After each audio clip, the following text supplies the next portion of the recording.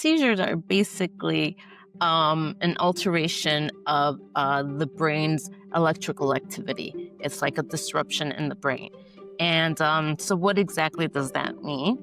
Well, we've got billions and billions of neurons in our brains, and their job is to communicate with one another and tell each other what to do so that our body knows how to feel, how to act, how to respond. And the main neurons that are involved in that communication are excitatory neurons that kind of tell the other ones when to fire, when to go. And we got inhibitory neurons that tell them when to stop or when to calm down. So our brains use a mix of this. And in a healthy brain, there's like this delicate balance of the two. But when there's a disruption in that balance, that's when a seizure occurs.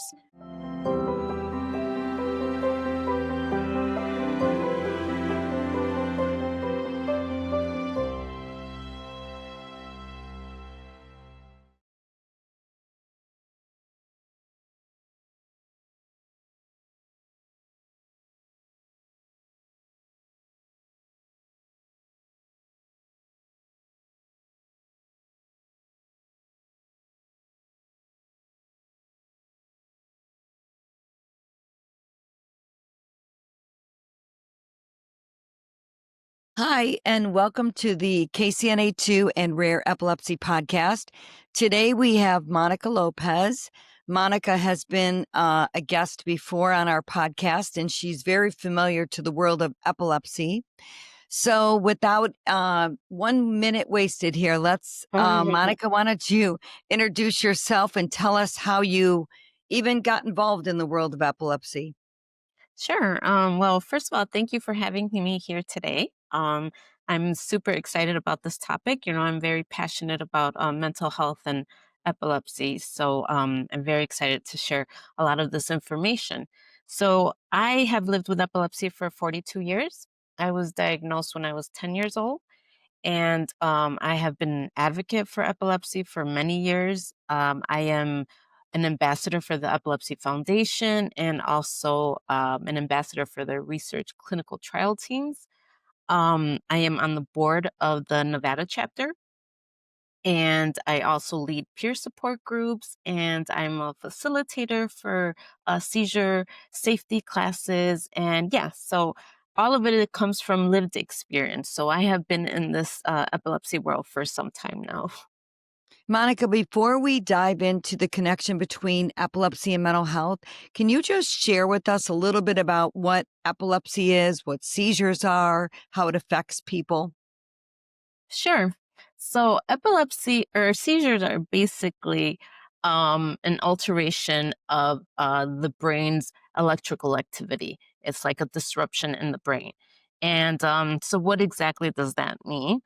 Well, we've got billions and billions of neurons in our brains, and their job is to communicate with one another and tell each other what to do so that our body knows how to feel, how to act, how to respond. And the main neurons that are involved in that communication are excitatory neurons that kind of tell the other ones when to fire, when to go. And we got inhibitory neurons that tell them when to stop or when to calm down. So our brains use a mix of this. And in a healthy brain, there's like this delicate balance of the two. But when there's a disruption in that balance, that's when a seizure occurs. And that's usually when there's too much excitatory activity or there's not enough inhibitory neurons that are controlling them. So, yeah, you get this sudden outburst of electrical activity, and that's what a seizure basically is. So when somebody's excitatory neurons are firing too much or not at the right time, like that happens in the brain, but how do we see that? What do we see on the outside? What do we see on the outside?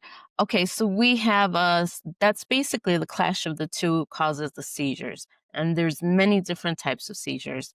Um, some of the most recognizable ones are what's called the tonic-clonic, what used to be called grand mal seizures, and those fall under generalized seizures.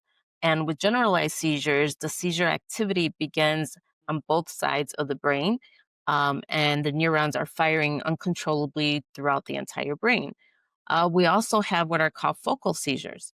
And those seizures occur on one side of the brain or one area of the brain.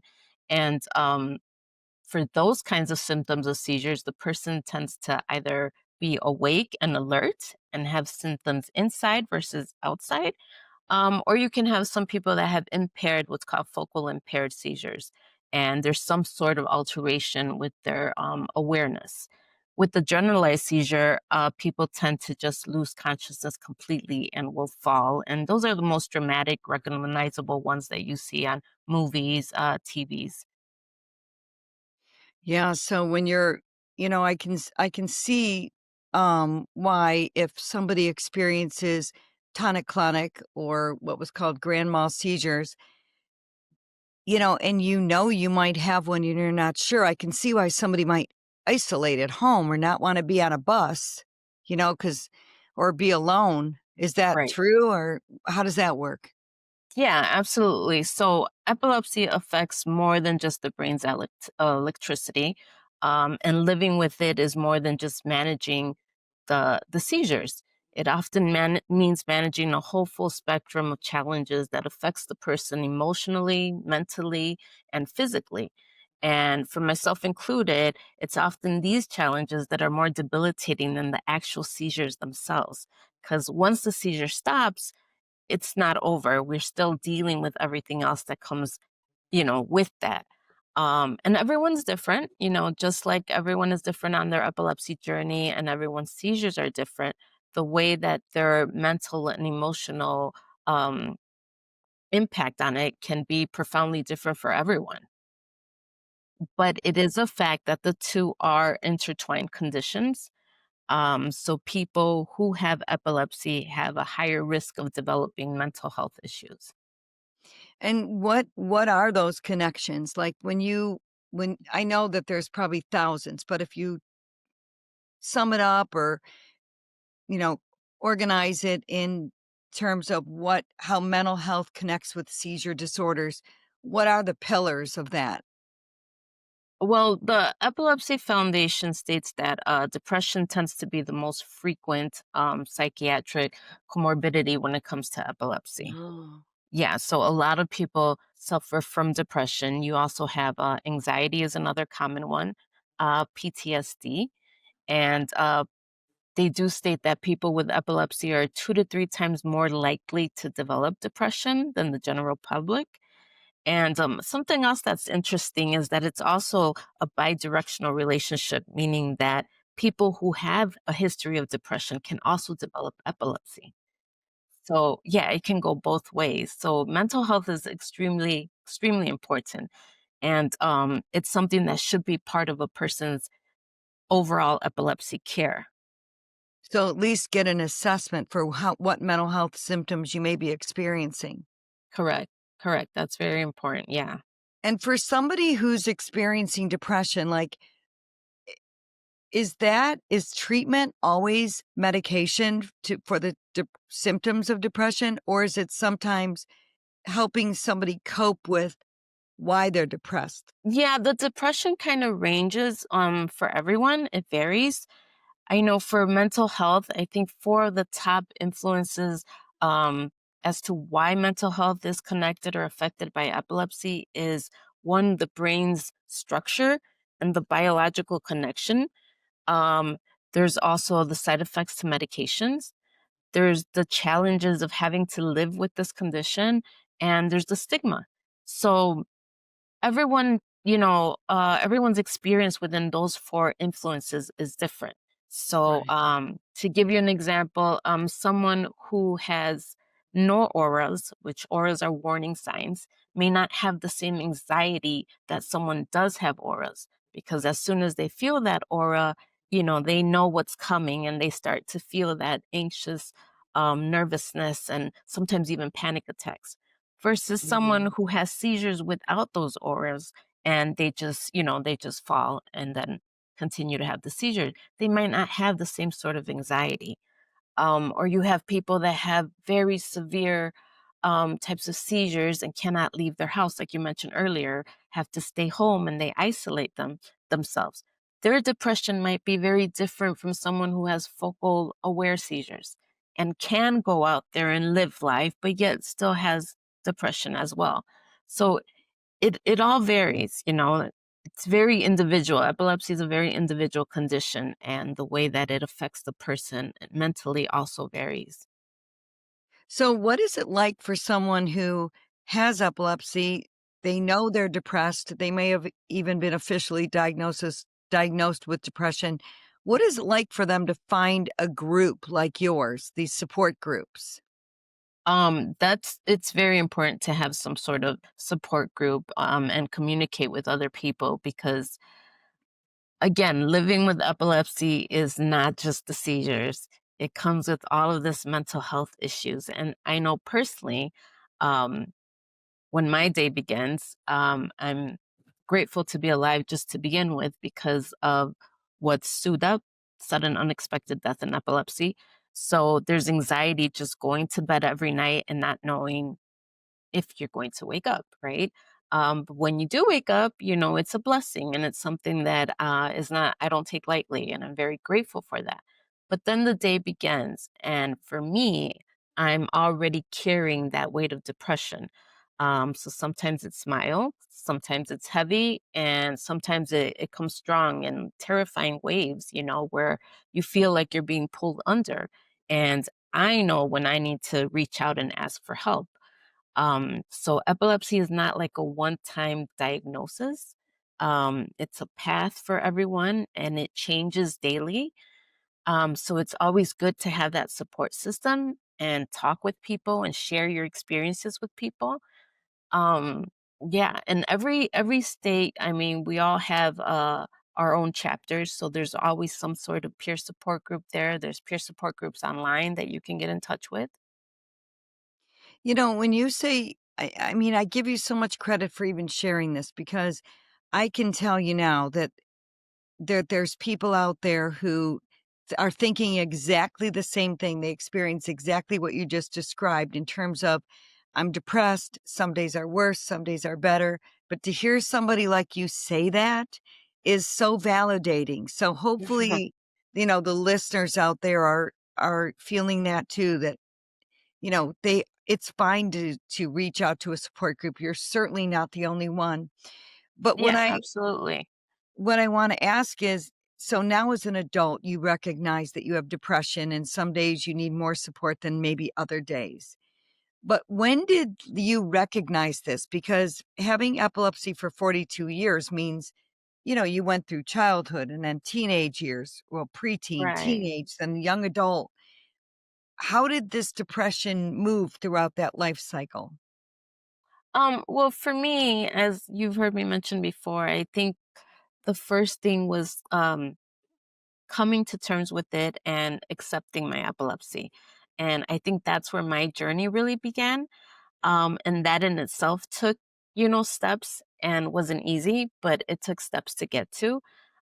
Just coming to terms and accepting what epilepsy is, what it really all entails, what specific type of seizures you have or the person has, and then accepting how others were going to see me or view me, and that dealt with strangers or friends or family, even coworkers.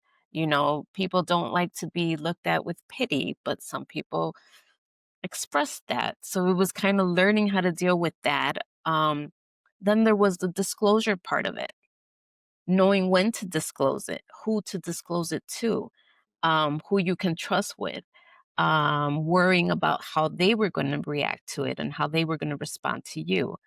And I think the final part of it was learning how to manage the emotional and physical aftermath of the seizures themselves.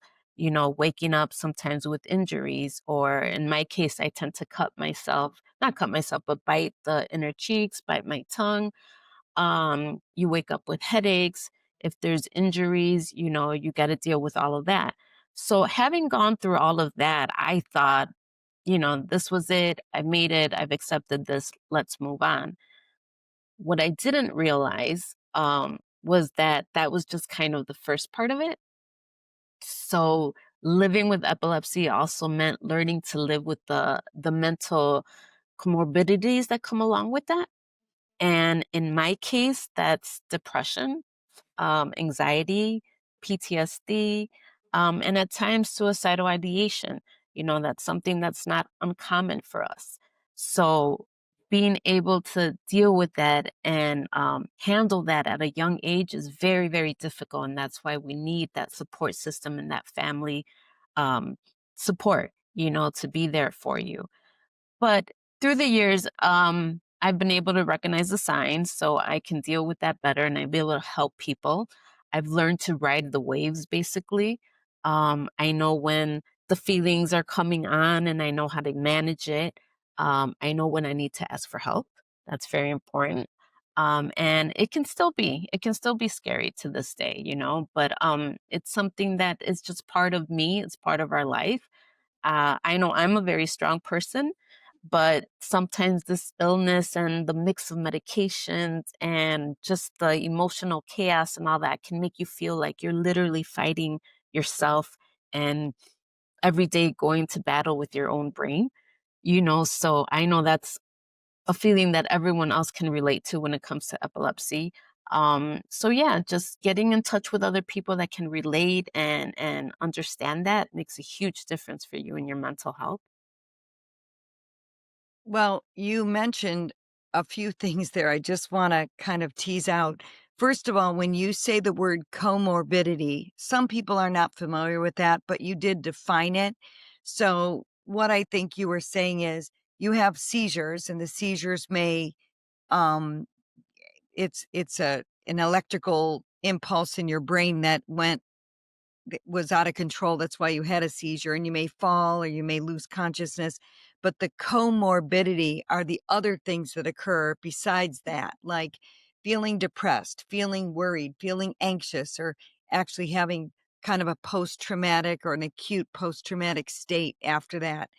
Um, so that's what comorbidity is, that there's not Right. just the seizure, it's Right. all the other things that come with it. And one of the other things that you mentioned is the stigma, like, who do I tell? If you're in school or you're in college or you're in a college dorm, do you tell your roommate? Is it going to be something that they're comfortable with? Are they gonna be afraid? How are they gonna react?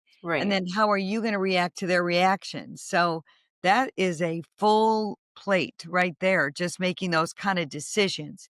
Correct. How do people like you make those decisions? Again, everyone is different, and some people choose not to disclose it. They have their personal reasons. I am I am on the opposite end of that. I actually think that it's empowering to disclose it. I think I do it for safety reasons, not only for myself, but for the people that are around me. A lot of people have never seen a seizure in real life. And at least for me, I have tonic-clonics that used to be called grand mal. And those are very impacting, and they can scare someone.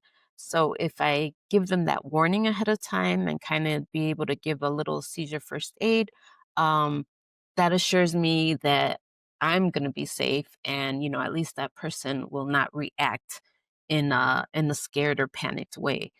But yeah, I mean, some people have difficulties disclosing it when it comes to employment. A lot of people view us as a liability, and so we choose not to. So yeah, it's all different for everyone, and it's a personal decision. But actually, what you're showing, I guess, what you're demonstrating to everybody listening is that, yes, these are difficult decisions, but they can be made and they can be made appropriately and keep you safe and actually everybody else comfortable. Like for me, since I'm around seizures a lot, I'm not I can handle, like, when somebody has a seizure. I know what to Right. do. I understand the first aid. And sometimes, knowledge is power. You just Hmm. need to know what to do, and that takes away all of the anxiety of the people around you and keeps you safe. So that's not that's good, Absolutely. you know? 100%. Hmm. You mentioned suicidal ideation. Now, this is a topic that regardless of what forum we're talking about other illnesses or just mental health in general. um, Suicide prevention is a big deal. Just the thoughts and ideation or ideas of suicide It is a reflection sometimes of how depressed and defeated someone feels. How is that managed in the world of epilepsy? So according to the foundation, apparently there's about 1 in 4 people with epilepsy that will experience suicidal ideation in their lifetime. And that's actually double the rate of people without epilepsy. And in children and adolescents, they are 5 to 10 times more likely to experience that. So it is a big concern, and it is something that should be talked about. I don't think it's talked about as much as it should be. Wait, Um, wait, 1 second. When you say experience that, you mean the idea or the thoughts, not the action. right, right, Okay, okay, keep right. The going. idea of suicide ideation. So yeah, it's something that's really serious, and I think the first thing that people should do is, like you say, educate themselves, get the knowledge on why it is they're feeling this way. Um, because a lot of times it's the medications that's causing it. It's not the actual person. You know what I mean? So if you start new medications, make sure you talk to your doctors about it, ask questions about it, do your own research, pay attention to your body, pay attention how you're feeling, and be able to distinguish that difference. I know with me, um, that comes in waves as well. And at this point, obviously, I know that it is my epilepsy. I know that the depression comes from epilepsy. It's not coming from me as a person, because I love life. I love my life. I don't want to end my life, but I do deal with suicide ideation. So again, it's going to battle with your own brain every day and fighting against that. But the more that you know about it, I think the better it is for you. So if you know that it's coming from medication, you can deal with that better. If you know that it's coming from isolation, maybe you can do something about that. Going out, walking 30 minutes a day makes a huge difference. Um, Socializing with other people, like we mentioned, peer support groups. There's so many online groups now that people can participate with. So, yeah, there's always something that you can do about it. And people, you're not alone. So what I'm hearing you say is when if you expect or understand that it is sometimes expected to have ideas that do not even feel like your own. You're like, wow, I don't feel I love life. Why am I thinking this way? So you can say, you know, I need to maybe talk to my physician and see if the dose of my medication or the medication itself can be changed because this thinking may be a side effect. Also, you have a schedule like, well, every Monday and Thursday I go to my support group, stay on your schedule, where you're coping. And also you have a plan. I Mhm. understand you actually described compartmentalizing like you have a thought, you know what their thoughts are coming from, and you separated it from who you are, Right, and then the last thing I heard you say is you always have that one person or two people that you talk to and communicate with so that you're not thinking this in your own head and not communicating that it's happening. right. Monica, like I know you, so I will say to the listeners, you have such a full life. Like you are always somewhere social. You have kids, you have a husband, you have family, so although you are talking about these symptoms, which I give you credit for talking about, you certainly have developed an entire coping system around everything. And when people see your life and they see all the things you do and how you advocate, how much hope does that give people, you think? I don't know, but I hope I just like to, make sure that people understand they're not alone. This is sometimes you feel when you're in the middle of a depression, depression is deep. It's not just about feeling sad or feeling the blues, it's black, it's heavy, Ugh. it's draining. It takes everything out of you, and to be able to fight against that takes a lot of energy, but it can be done. It can be done. And the more that you learn about what your condition is, Um, like I said earlier, just the type of seizures that you may have, like, for example, if you have focal aware seizures, where those tend to come from the left temporal lobe for me, um, that area is associated with emotions, memory, feelings. So as that seizure goes through those areas, it's going to affect those parts of you. So if you learn that and you understand, okay, I'm feeling sad and I'm feeling depressed because I know my seizures come from that area, you can separate the two and understand that this is not me as a person. And it's kind of easier to deal with, I think. At least that's how it's worked for me. And yeah, that's something that I've been able to manage. I figured that out early on in life. It hasn't been easy, but it's doable, and I kind of just enjoy looking for the little joys of life every day. Waking up and seeing what's going to make me happy today, and something as simple as going for a walk with my dog. Smiling is very helpful. I mean, even if it's a fake smile, if it's a forced smile, it releases that dopamine to make you feel better. Um, what else is there? Working out. For me, working out is part of my therapy. I have to go work out. It helps me release that dopamine, helps me feel good. It's just something I do. And as well as nutrition. For me, nutrition is extremely important. They go hand in hand. I definitely believe that our brain and our gut are connected. So what we eat affects our brain. And yeah, so those are just kind of little things that people can look out for and have a conversation with your physician about it. Always talk with your doctor. Before I ask you the last 3 questions, I wanna say to the audience that when you say I mean, when I say I work out, when I say I eat healthy, it's way different than what you've experienced because you actually won contests, right? So just say something about that. That is amazing to me that you did not use working out as a hobby. This was a mission. This was Honest to God. Go ahead.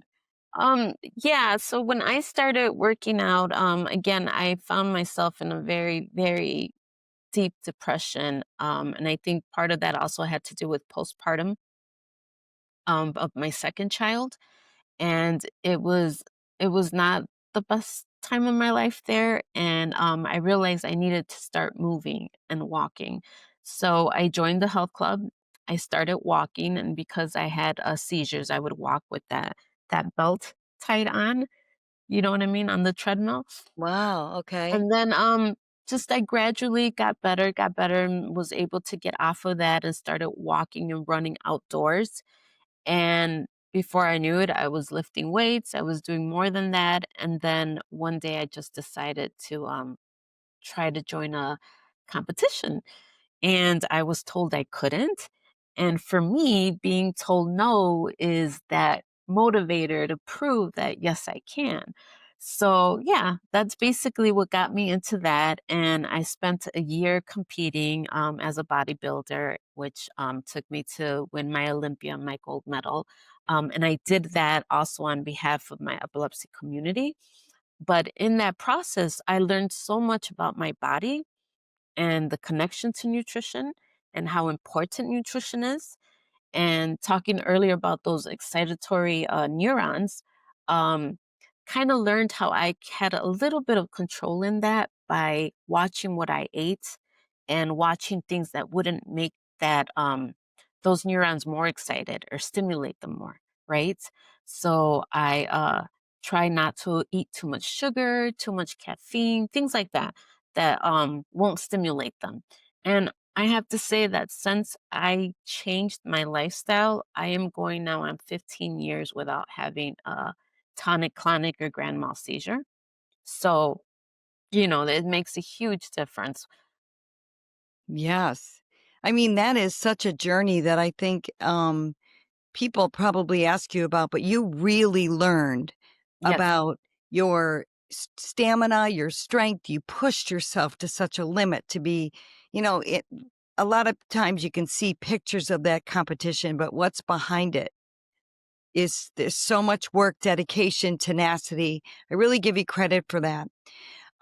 If you met somebody that's new to this topic, they're just now discovering that they might have some mental health symptoms, in addition to their epilepsy diagnosis, what what should be something the first thing they should do? The first thing you should do, is meet with your doctors and go over, everything and try to find a plan for yourself. I know that in the beginning, everyone tends to focus on controlling the seizures and adjusting the medication, but this is a journey. And there's another part of that journey, which is your mental, emotional health that also should be taken into account with that. Um, I don't think that's done enough. So one has to advocate for themselves and be present and talk about that. Talk about that with your doctors. Let them know how you're feeling. Let them know what you're feeling. That also helps them decide what medications are working for you, what are not working for you. And just understanding that, you're going to face challenges along the way. You're going to have struggles along the way. But no matter what, you'll get through it. You're not alone. There's so many people out there that also have epilepsy and are living successful, brilliant lives. When my last question is, what do you wish doctors and clinicians and professionals would understand more when it comes to the connection between epilepsy and mental health? I wish that they would just see the seriousness of it and how it really impacts someone to the point where sometimes they don't even share what they're feeling because they don't Mhm. even know or they're not aware of what they're feeling. They don't know that they have depression. They don't know that they're going through PTSD. So if doctors or just, if someone would just inform them about this stuff, I think it would make a huge difference. And not only for the patient, but for the families. This also goes for the families and the caretakers. It's really, really important for them to take care of their own mental health because it's a lot. It's a lot. Epilepsy is not just a one person condition, it affects the entire family, and they all need their support as well. And yeah, I know the Epilepsy Foundation also offers um, peer support groups for families, for siblings. Siblings are really impacted by this as well. Mhm. Yeah, So your message for professionals would be sometimes the person who has the diagnosis of epilepsy or even sometimes the family members may not notice that they're also dealing with mental health symptoms, whether right, it's depression, anxiety. So for professionals out there listening, initiate the conversation. Ask and define some of these mental health symptoms and ask the person if they're experiencing that, and maybe even normalize that, hey, this is not uncommon. This right, kind of comes with it a lot of times. So after it's initiated and acknowledged and maybe even discovered, or there's some insight given to it, then it can be dealt with and not right, cause, exactly. problems we could have prevented. Yeah, and when it Um, comes to like children and adolescents, it's really important to just provide that safe space for the children or the adolescents to come and talk to you, as parents and say, "Hey, I'm feeling this way. I'm having these thoughts," and not take that lightly, because you don't know what they're really thinking, and you don't know those it's an invisible illness, right? So you yeah, really don't know the depth of it, and you want to be there for them, and if they need to go to, professional help, so be it. There's so much out there that's great. It's awesome. There's so many people out there willing to help, and yeah. that's such good. I don't know. That's just really on point, the advice that I think people need to hear. Aw, thank you, thank you.